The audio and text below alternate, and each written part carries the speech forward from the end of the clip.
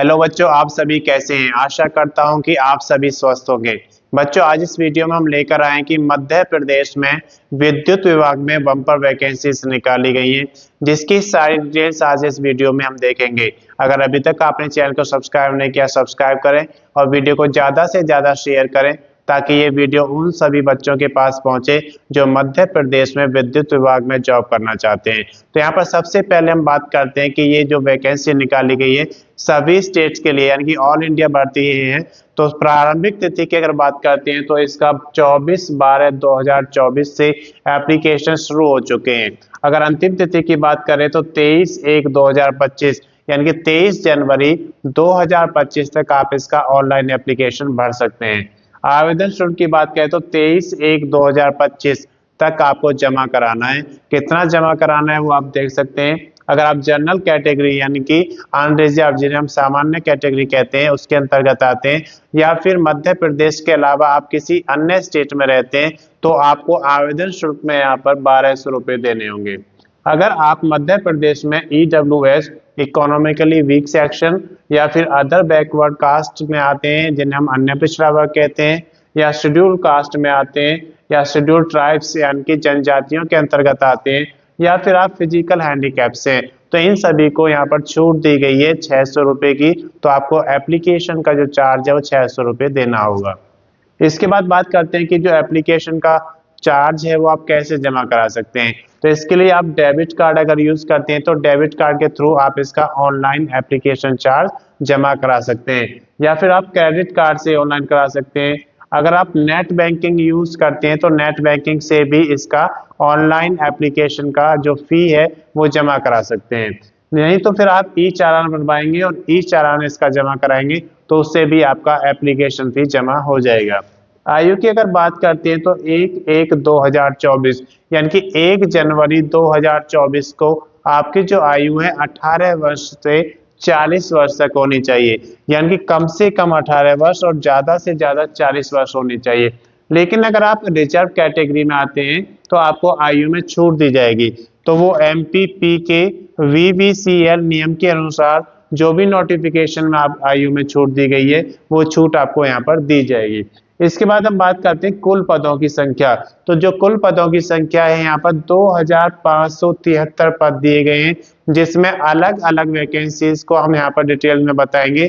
सबसे पहले हम बात करते हैं लाइन अटेंडेंट की। तो लाइन अटेंडेंट के यहाँ पर 1196 पद दिए गए हैं, जिसके लिए आपके पास 10th पास होना चाहिए और उसके साथ साथ ITI होना चाहिए। अब ITI किस किस स्टेट में होना चाहिए देख सकते हैं आप। इलेक्ट्रीशियन में होना चाहिए, या फिर लाइनमैन, या फिर वायरमैन। अगर इनमें से किसी में भी आपने यहाँ पर ITI किया हुआ है तो आप इसका लाइन अटेंडेंट का एप्लीकेशन फॉर्म फिल कर सकते हैं।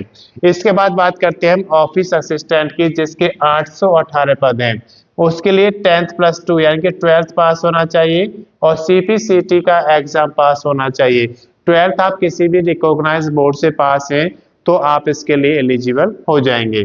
इसके बाद JEE यानी कि जूनियर इंजीनियर और असिस्टेंट मैनेजर के यहाँ पर 237 पद दिए गए हैं।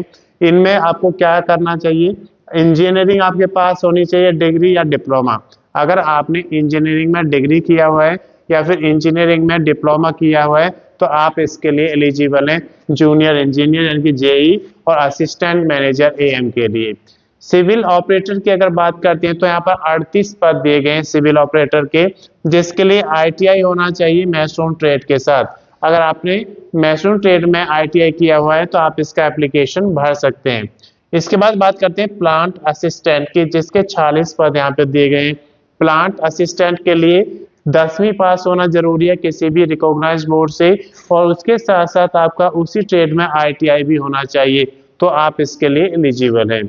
सिक्योरिटी गार्ड के 31 पद यहाँ पे दिए गए हैं, जिसके लिए 10th+2 पास आउट होना चाहिए किसी भी रिकॉग्नाइज्ड बोर्ड से। अगर आपने 10th+2 यानी कि 12वीं पास किया हुआ है तो आप इसके लिए एलिजिबल हैं। इसके बाद हम बात करते हैं अन्य पदों की, जो कि 207 पद हैं। तो इसके अलावा अलग अलग यहाँ पर पोजीशन पर पदों की संख्या दी गई है 207, जो हमने एक साथ यहाँ पे ले लिया गया है। उसके लिए भी आपके पास कुछ पद यहाँ पर 10th पास के लिए हैं और उसके साथ साथ ITI होना चाहिए।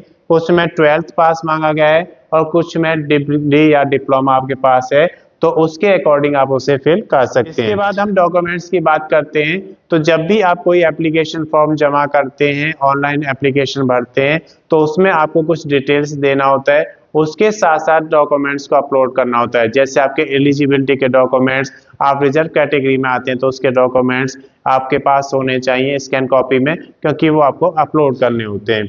उसके साथ साथ आपकी बेसिक डिटेल्स यहाँ पे फिल की जाती है। बेसिक डिटेल्स में आपकी क्वालिफिकेशन क्या है, ये सारा एंट्री आपको देना होता है।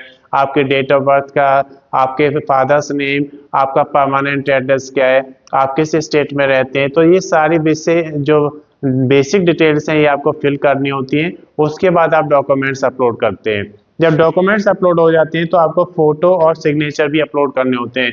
तो आपके पास A4 साइज फोटोग्राफ होना चाहिए, या फिर आप अपना फोटोग्राफ साथ के साथ भी ला सकते हैं और उसकी स्कैन कॉपी आपके पास हो जाएगी।